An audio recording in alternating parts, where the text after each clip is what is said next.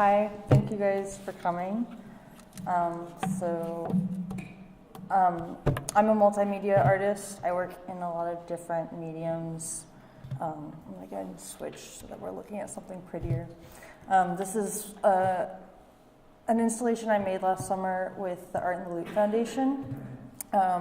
So most of my work is centered around my curiosity with the forms and layers that we take on to protect and comfort us, both humans but also just living things. And so fabric has been sort of a medium for me to explore that, but you'll see, so I also work in collage. These are images.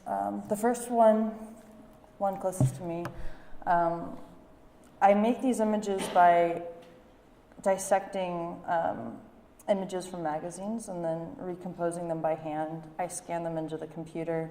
The one to the right is a sketch I made for Art in the Loop project I'll be making this summer. So it'll be going on the ceiling of one of the streetcars. And then I also work in sculpture. These are examples of things I make from materials I collect: fabric, foam, lint. And then I also work in movement. I work as a yoga teacher outside of my art practice, but this is an example of how I've been kind of incorporating the two.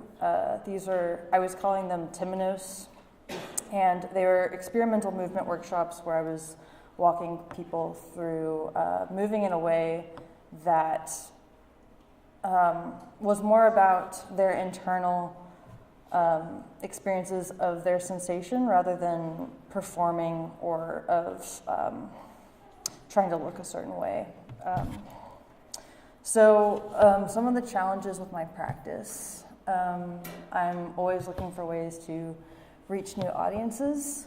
Right now I'm financing my practice through sources of income that take time and energy away from my work.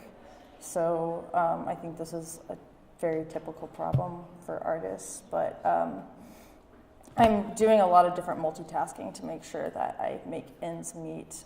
So I end up really scattered out, and I'd like to kind of consolidate that so that I can focus more on what I'm making. And then time management is kind of the other end of that. Every day my schedule's a little bit different. It's really hard for me to consistently have a structure that feels stable. So the work kind of comes in and out of that. As far as my goals over the next 5 to 10 years, I'd like to reach a point where I'm financing my practice through the things I'm making through my practice. So I'm not having to wait tables and rent out the rooms in my house through Airbnb and Uber Drive and teach 7 yoga classes a week and all these different things I'm doing. I'd like to be able to just focus on the work that I'm doing. Gallery representation is one of the ways that I'm interested in pursuing that. And then I'd be really interested in pursuing international opportunities for public art. Working publicly has been something that last year was my first experience with it. I'm currently in the process of making another project that I'll be installing in Arkansas next month. I really like engaging the public, and I think if I were to get opportunities to work internationally, it'd be really fulfilling to get to experience how different cultures are responding to what I'm doing and how they're taking in the work. So my needs in terms of what I need from the community, I need support in expanding my local and distant social networks. I'm looking for structures that can help promote time and financial accountability. And then I'm also looking for more critical feedback.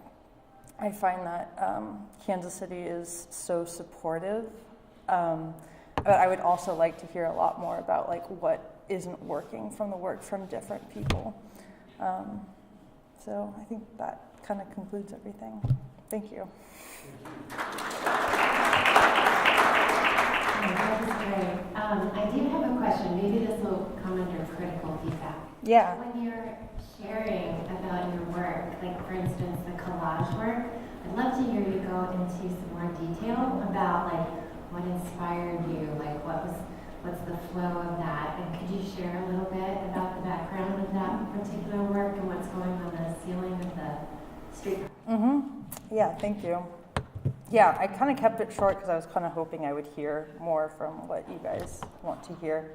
The collages, they came out of a time when I was just working with things that were very tactile, and my practice was a lot about feeling and touching the materials, and I thought it would be interesting to take a step back from that and just visually see what I was attracted to, and it was a lot of the same sort of formal qualities, and so and then my process in a lot of ways is really similar in that I'm cutting things out. I'm sort of deconstructing them from what their original purpose was and then reconstructing them in a way that I think gives people a chance to find new meaning out of them. I think my attraction to clothing, I talked about this a little bit, but clothing specifically, I'm interested in things that have been used intimately by people that we have a really close relationship with. With fabric specifically, we're almost always in contact with it. We're wearing it. Even when we're not wearing it, we're being protected by it in the form of a curtain or sheets or whatever it is. And so it's something that we're always having this tangible experience with, but because it's always there, we don't really think about it. So that sort of, that thing where like it's always there, but we're not thinking about it. I'm always kind of trying to tap into that.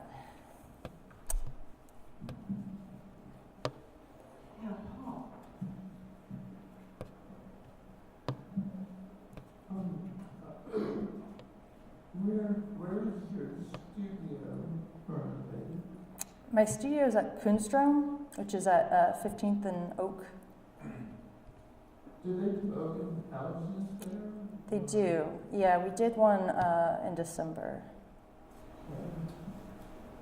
I think I've been there before, and it's a very interesting space. Yeah. But the artists there tend to, they don't seem to be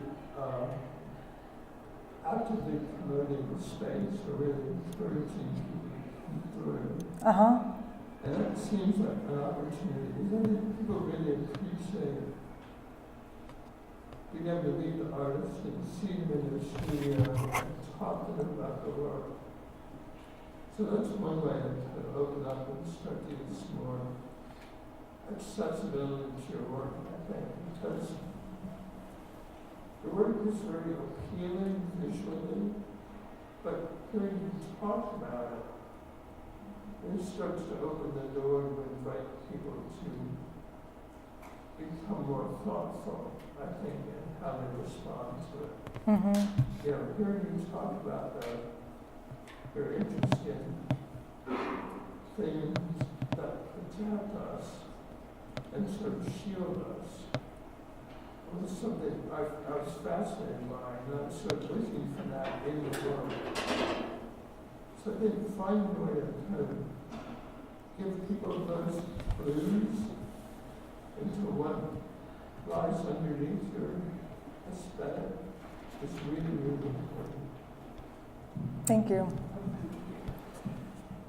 Yeah, the Hobbs and Lynn's Factor Studios have really just begun really promoting themselves, the artists there. So I think they're doing really good. Those are two examples doing a really good job and getting people exposed, new public exposed to their art.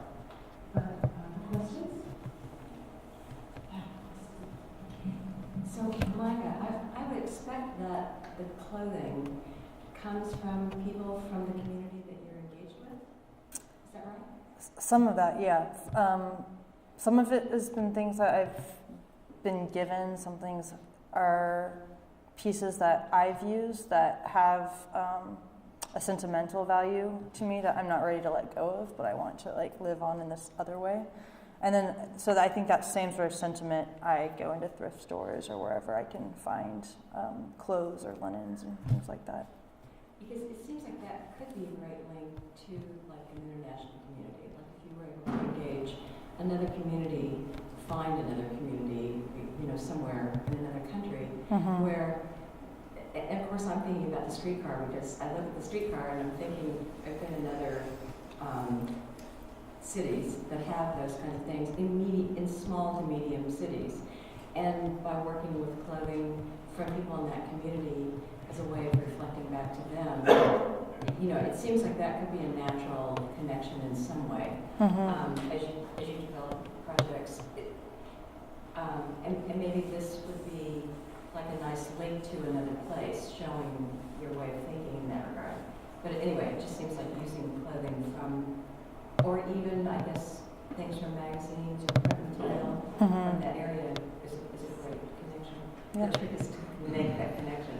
And I'm sorry I never really thought about that. No, that's very helpful. Thanks. Jean Shin did something like that at MoMA, I think it was. We can talk. Sounds good. So, in terms of support for your work, I guess I'd like to, I know about Dixon because I know some artists that have studios there, but I'd like to see the building owner sort of support your open studios in a better way, because you talked about the time limitations. So often as artists, there's all these things we need to do that get in the way of making work. But anyway, so, and then in terms of critical feedback, I'm interested in, feedback from other artists about like what works, what doesn't work, and then there's also this idea of sort of public artwork in which sort of the public sees it. It's very difficult to get like sort of really, I think, thoughtful feedback from the public unless you're just happen to be standing there and somebody's talking about the work. But I think that one of the needs that all the artists in the city needs are people who are really writing thoughtfully about the work, because there just really isn't very much of that. And that would help as well. Yeah. So I'm interested in what sort of feedback you're really looking for.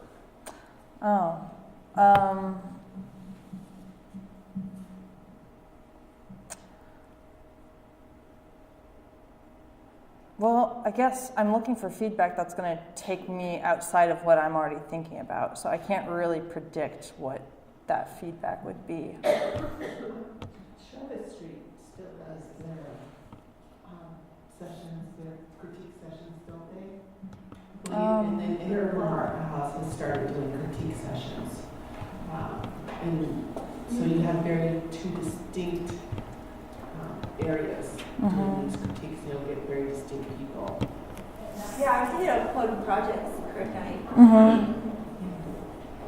So I'm at the drugstore, and we have monthly meetings. What we do is we offer we try to limit to 2 artists each month to be critiqued by the other artists there. So maybe the artist, if you guys can get together, you can sort of volunteer to critique each other's work. Yeah.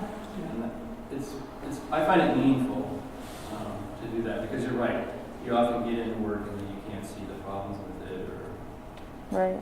And then unstructured for promotion and financial accountability. Financial accountability, again, an urban art house has a financial counselor that is there once a month, and that's free to the artists.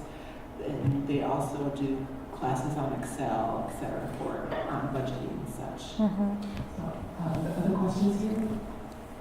No, I just wanted to say, I hear what she's saying. She's waiting for a surprise from other people. Yeah, I think Not her brain. I want people to not be afraid of hurting my feelings so much. Like, I'd like to hear what people really think more than just, hey, it looks good. So I just check out your Instagram feed and see Timo's written and finally look it up, and I think have a feeling for what it is. And as your slides show, this looks really interesting.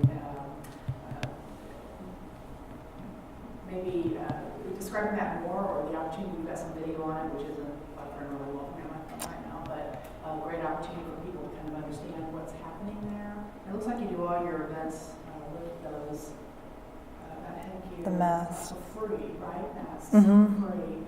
And I don't know if that's an opportunity to have that kind of more description of what's going on, as Reggie has suggested, would be really helpful because all of us understand that, which Joan spoke to as well. Mhm. Yeah. It's just so fascinating because those of us who aren't able to create love having the opportunity to hear what is behind, what's the source, what's the power force, it's having you look at these kinds of things. And you have some beautiful work on Instagram. So. Thank you. We have a question right here. Just in terms of your accountability structures, I was wondering if you had been or were familiar with the Artist Inc. Mhm. process? Yeah, I am familiar. I'm definitely open to participating in that. It's always, I've been out of town while it's happening and things like that. That's something I would definitely recommend. It's true, you have to be in town and commit to about 8 weeks, I think, at a time. Mm-hmm. But it'll definitely, if you're looking for structure, I think that they'll definitely set you through a process that I think can help with that. Yeah, thanks. Other questions? I just have something to say. As a visual artist, when I make something, I don't expect to share my story with other people. I'm done with it. I expect them to come to the visual experience and provide their own story. That's why I make it. I'm not making it to give you my story. My story is not important. I want you to come and you have your own experience and you to put your own ideas into it. That's it. Each his own. So, yeah. Paul? I'm sort of intrigued as to whether or not there's a connection or relationship between your yoga practice and your aesthetic in your work. Mm-hmm. And that somehow that, and this is to a point we may not prefer to keep those worlds more separated, but I have a sense that your aesthetic is somehow connected to the worldview that has been developed through your yoga practice. Mm-hmm. And so I'm wondering if there's a way to deepen that connection or use that social network to help promote awareness and understanding of your work. And would you tell your students about your shows or opportunities to experience your work? No, I don't really.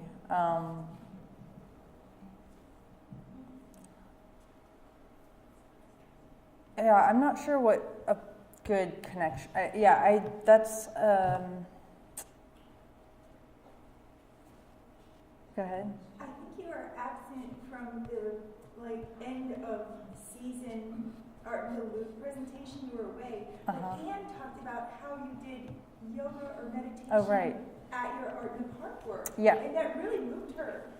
Yeah. Isn't that? Yeah, so the meditation is something I've brought into galleries and shows. I led meditations once a week while the installation was up at the City Market Park. And then I also did a series of meditations at Paragraph Gallery where I invited the public. It was free. And so meditation's been one thing. I think what's complicated about yoga right now is as it's gained momentum and it's become popularized, a lot of people, when they think yoga, they think of Lululemon and they think of lattes and it's like this really different image that people bring to yoga, and it's a real thing. And what I'm doing is pretty different from that, and I haven't really found the language to navigate what that difference is. So I suppose part of my keeping yoga specifically separate from my practice is because I understand why there's that confusion, because that kind of is what the dominant yoga thing looks like right now.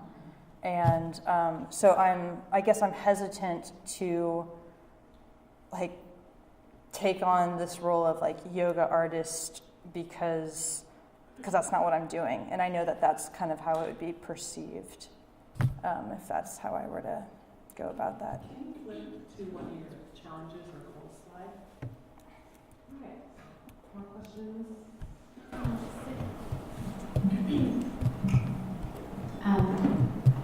As someone who's sort of a bit in the same boat, I got my certification teacher years ago, and if this is something you're interested in talking more one-on-one, I'd love to because I've done this.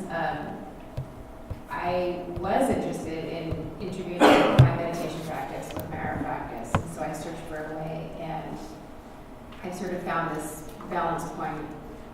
So I think it is possible if you're interested in doing it, because yeah, it is really frustrating on what the public perception is of your event, and really can be so many different things. But I would say I think there probably is a way for you to do that in a way that you would be comfortable with. Sure. Yeah, I appreciate it. And I agree. I think that there's definitely a way to do it. It just hasn't been my focus right now. And I would worry less about the public perception of it, as with the opportunity to reach your student audience with your work, and maybe find a way to bring in more people who would be somehow more open and receptive to your work if they understood more about what underpinned it. It's very delicate. I understand being sensitive about it. If you don't want to take advantage of the situation at all. But I feel like you're being too shy and cautious about your story there. Paul Rudy, who's a GUILDit alum, he's a musician and KC professor, also does some visual work. He regularly does meditations here in Denver and at churches and such. And so I would invite you to attend one of his meditations. It's more about music, but he also does a walking meditation, he does a sitting meditation. And he really he really controls the atmosphere when he does these meditations. So, on reaching new audience, can you tell us quickly how it is that you're doing a project out of state, right? So how did that project come to be? How did you hear about it? I'm pretty sure I heard about it through Pushing the Flywheel. Am I saying that right? Which is I don't know if you guys are mostly familiar somewhere, but it's a newsletter that comes out informing artists about new opportunities. So I applied through their website for that. Yeah. And then are you looking to other sources? Does anybody have ideas on other sources besides like Pushing the Flywheel, which could open her up to new audiences because she's now doing a project out of state because of that newsletter? I know there's some online sources too that list, besides Pushing the Flywheel, that list digital happening.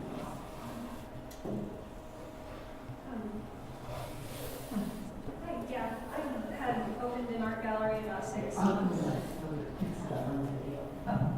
Okay.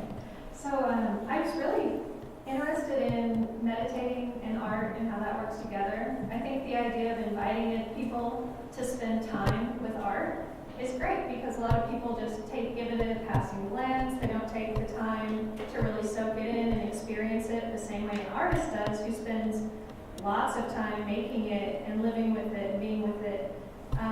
And so I've invited some artists to come do performance art in my space. It's about 700 to 800 square feet of just open space. And so if you wanted to hold yoga in my art gallery and we could give you some wall space, I'd be interested in talking to you about that. I think that would be really cool. All right.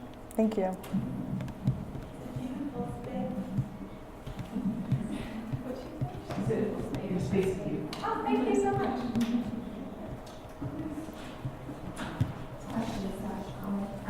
So part of reaching the audience and audience in practice, I think one big thing that I know I'm dealing with right now, kind of in the same boat, is you have to find the people, kind of the audience who's going to support your work. So I do think like having, telling your students that about your work and that kind of thing is a good idea, but you also need to research the other side of that and kind of see what clients you're going to get, like research people who would be interested in buying your work as well, because if you want to make a living off of your work, you're going to need to have people buy it. So I think doing some research on that is good.